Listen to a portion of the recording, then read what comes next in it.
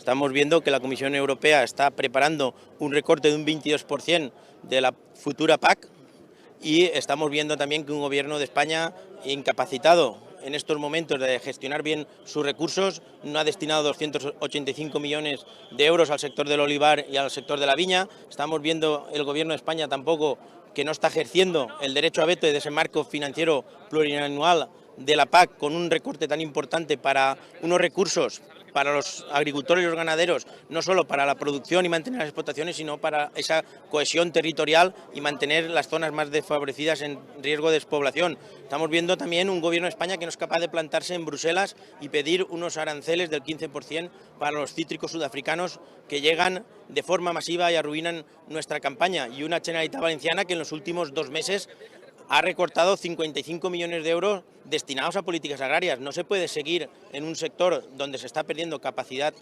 productiva, se está perdiendo superficie agraria útil y no hay relevo generacional, hacer unas políticas tan nefastas destinadas a los agricultores y los ganaderos.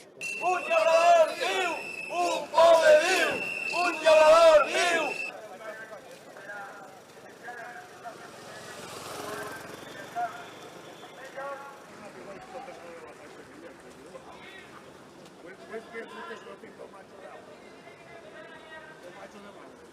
Complir 50 anys, els nostres 50 aniversaris.